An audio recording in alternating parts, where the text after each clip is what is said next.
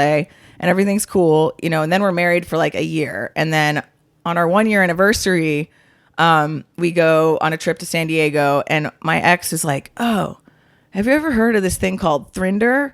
And it's like a Tinder, but for like couples. Threesomes? Yeah, for like threesomes. I've heard of that. Yeah. And like we're like drinking and we're like joking around. And I'm like, oh, whatever. Like at this point, like I don't think he's ever cheated on me. We've been through like hell and back. Where our relationship is good, other than like day-to-day stuff. Like he's not really working. I'm working a lot, and so I'm like annoyed by that. But it's like, oh, you know, he's like a person that is filled with excuses and doesn't work as hard as I do. So I always like give other people slack because I'm a workaholic more than anything. So I'm like, well, maybe it's harder for everyone else, which is just bullshit, by the way. But yeah, so we mess around with this app, and it's like really fun because we're like communicating about it, and there's all these rules about like, you know, we have to do this together. It's not something you can separately be like finding people. How did he know you would have been? That's a hard thing to just float by like Thrinder. I think he was like, you talked in the past. We've kind of been like talking about like different stuff like that, and it was, I'm pretty open to like try new things as long as I trust you and you're honest with me. So I found it interesting, and like I was like, I'll test it out. You know, you don't know until you try something. But I was definitely really weary of it because I was like, I don't want it to feel like, one, I'm not good enough by myself, and two, like that you're doing this behind my back. And like, luckily when we were doing it, it was actually fun and like exciting. So I was like, oh, cool. You know, what was fun and exciting? Like finding a person. Yeah, like looking at the couples. I'm just trying to capture all of this. Yeah, so, but like looking at the couples and like, you know, actually doing Thrinder. So it was swingers, like yeah, well, because it's hard to find one person that's just like, sure, I'll come into your. Yeah. So normally it's like swingers. I hear it's hard for a couple to find the women. For a female, an FFM, you will. They call them unicorns. That's what they call them. Uniforms. Finding a woman who's willing to go into a heterosexual couple as that extra female. Yeah, it just was like there weren't a lot of those out there. A lot of it was like couples looking for that, and like I wasn't really interested in like hooking up with another guy, but I was like, this will be fun to try out. And like, so we like had talked to like a couple and ended up, you know, going and meeting them for drinks and stuff. And like all the time, like we were on like a group chat with them, like, and all the time it was like, all right, everyone, we're even on this first date, we're not going to go very far because we're just getting to know each other. We're going to be very careful, like dipping our toes in the water here, because like this could end in disaster and be like really cool and fun in theory, but when it comes to like actually doing it, it's like, fuck you. So you're in a group chat with each other? Yeah. And then how funny. Group chats are so annoying when like there's one, and I can imagine in a group chat of sex. But I mean, we're not like sexting, you know, we're just like getting to know them. And then we end up going to drinks with them and then like hang out with them after at our place, and we're like having some wine and whatnot. And then like each of us start making out with the other person. And then out of nowhere, the dude like goes down on me, and I'm like, ugh. Like that was not part of the rules, first of all. Yeah, are you looking at his girlfriend? No, like they're who like, starts the first kissing anyway? I don't even remember. I think you just like go for it. I feel like there's because you got to break the tension. Is there no cocaine involved? There's just alcohol, but like it was like moving at a good pace until like this guy did that, and then I was like, ugh. And then like I look over at his girlfriend and like she's mad, and so then I said something real awkward to ruin the mood, which I do. Do you remember what you said? Yes, I kind of like pulled back and was like, so. When are we whipping out dicks and putting on condoms, huh? And everybody was like, ugh. And I was like, good. That sounds like a thoughtful stepmother. But it's just we're like, gonna use safe sex, no? But like, I really like personally was like, dude, I already said ahead of time, like, I do not want to do oral sex with somebody that I have not seen their STD tests, because come on, what are you giving me down here? Oh, that's actually like really bullshit then if you had said that ahead of time. Yeah, I did. And I was, so they knew too, not just your man? Yeah, no. But what was your man thinking having another guy going down? He didn't care? I mean, I don't know. He was busy anyway, but like. So you did you did like a clean swap. Yeah. Like you're making we were like right next to each other. You're making out with this other dude. Yeah. Your husband is making out with this dude's wife or whatever. Girlfriend. Yeah. So they're too busy, and then he just goes full muff down. Yeah, and then it was like real awkward, and then they left like right away. And I remember like texting her and being like, "Hey, I just want you to know that like I didn't try to make that happen. I didn't really want that to happen, and I was pretty uncomfortable, but I just didn't know what to do. I was so in shock, and it happened so fast that I was like, oh God, you know, pussy paralysis. Yeah, I just that's why I just like yelled out something awkward and unsexy, you know, and it worked. And then and then like she was like, oh my God, I'm so glad you said that, because he was like blaming you for it. Cause I guess they got in a fight once they left. How could it have been your fault? He was like, she made me, like, please. Like, I was like, this, give me a break. Like, no, nobody made you do that. I did not want that. And Tasha makes me do that. She'll put her head. But not a stranger. Like, I already said that I didn't want that. Yeah. No, I can't get over this consent issue right here. Yeah, I know. That's really fucked up. But honestly, it's fucked up. But can you blame a guy who's in, maybe they've done it with other couples before? Yes, consent is consent. They hadn't done it with other couples, and that was the whole point why we were like, making out was like the ceiling for that evening. Yeah, you know? We're just gonna test the waters here. We're trying it out. We've agreed this is how it's going. All right, so then so you're off the group chat. You're just telling her. I'm texting her, and then she's like, no, like, that's not what we talked about. And then I come to find out, like, it was all his idea to do this stuff, and she didn't even really want to do this stuff. And I was like, well, it was kind of my ex's idea to do this stuff too, but like, I was into it to a degree, but like not that. And yeah, we ended up, you know, she and I stayed friends, and she dumped her boyfriend, so that was fun. But like, then she went down on you. Yeah, that's how it works. Happy ending. But no. So after that happened, we were fine, because like we were just like, shit, that was weird, whatever. But like, so I'm sorry to interrupt. Your boyfriend or your husband didn't care? No, he was like, man, you know, when I told him, I was like, I didn't want that to happen. He was like, yeah, that's no good, but like. Yeah, you know, but that was fun. Like, let's keep, like, are you interested in searching this out? Person. Yeah. And I was kind of like, at that point, I was like, you know what? I kind of want to take a break, because that was a lot. And this has taken a lot of effort, you know, like a lot of effort, and you need to get a job, and you're spending so much time. So this on the energy. Yeah. This, like, it was a lot of effort. Couples retreat, as it were, was enough to like expose the fact that was like the straw that broke the camel's back with him. Yeah. Well, cause for me, like, I was like, I am not ready. I need to take a break with this. And then like, he kind of like let that go. And then within like a couple weeks, he was like, you know, I want to try this again. He's like, but I feel like if you knew this information, you wouldn't trust me and feel like you would want to do it anymore. And I was like, what information? In my head, I was like, he fucking cheated on me, and he lied about it for years. And like, that's what ended up happening, is he told me, all upset. Did he say this to you in person? Yeah. He's like, remember when in Pennsylvania you were accusing me of cheating all the time? Well, I was. And I was like, you motherfucker. Why did he tell you? Because he thought, in his mind, I guess this is his reason, he thought that if I knew the truth, I wouldn't trust him to do this couples swinging thing, which is absolutely true.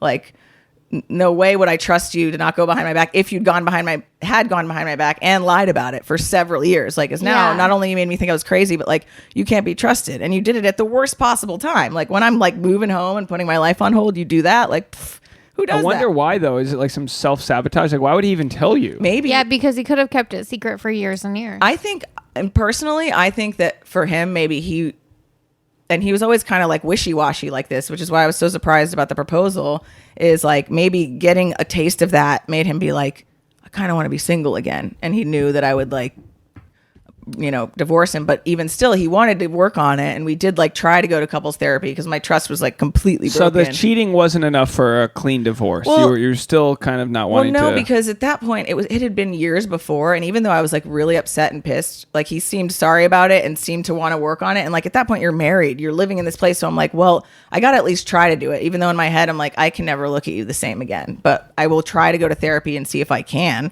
And then I couldn't, and it got How worse was therapy? Anyway. Like, what was that all about? It was, you know, it wasn't good. And that was the thing, is like, I always thought, like, in the back of my head with relationships, like, if anything gets terrible, you can just always go to couples therapy. But like, I think in order for it to work, both parties have to like take responsibility for what they've done and like really like work at it. And I just don't think that he was capable of understanding just the gravity of what he did and owning up to it over and over and over again. It was almost like, all right, I'm so sorry, I own up to it. And a couple days later, you should be over this by now, you know, that sort of thing. And I'm like, what? Are you crazy? You know? So it was just a lot of like arguing and like defensiveness and sort of just denial of like actually having done something wrong. And then just sort of like erratically acting immaturely to just make me be like, why am I even bothering if you're not going to work at this? So it really was just an indication going to therapy that this was not going to really work out, like, because he wasn't capable of really taking responsibility for it. Or showing empathy. He had no empathy about it. Yeah. If anything, everything was my fault, you know, and like, just like, yeah, it didn't make any sense. Owning up to issues, whether it's a significant other, your parents, your siblings, friends, it really is the basis for like recovery from whatever your issues are. Like you have to know that you were somehow part of the problem. And I think it, you know, and I'm not saying like, and by all means, like him cheating on you, like you didn't cause that. Like that's his own thing.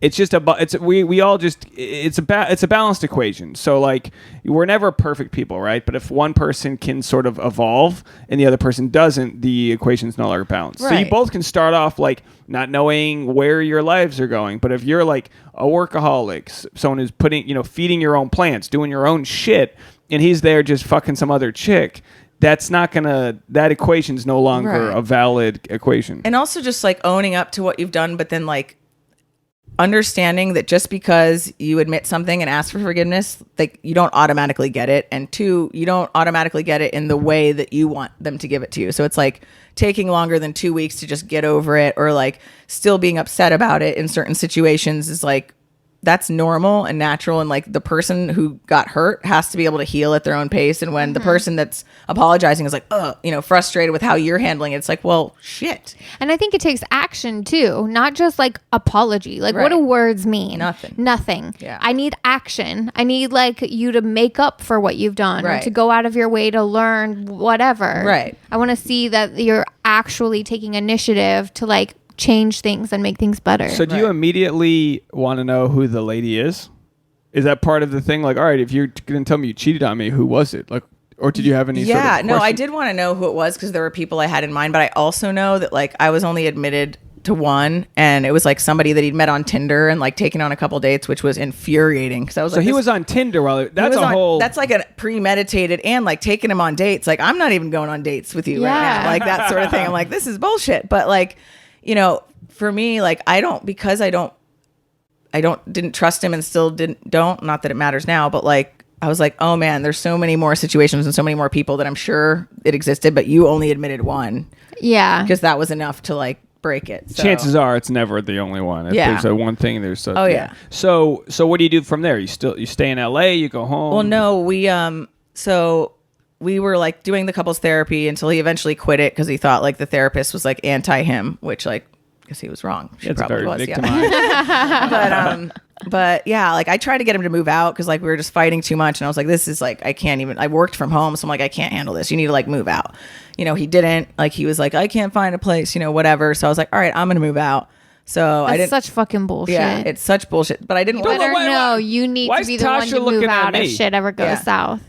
Here? Yes. Well, yeah, this is you lived here first. Yeah. I understand the rules to this place, but don't think that don't think you can just stick around because you can't find a place. Yeah, no. Tasha will link up to whatever female, like she'll take any female side over me. Like she's literally accusing me of cheating. I'm right.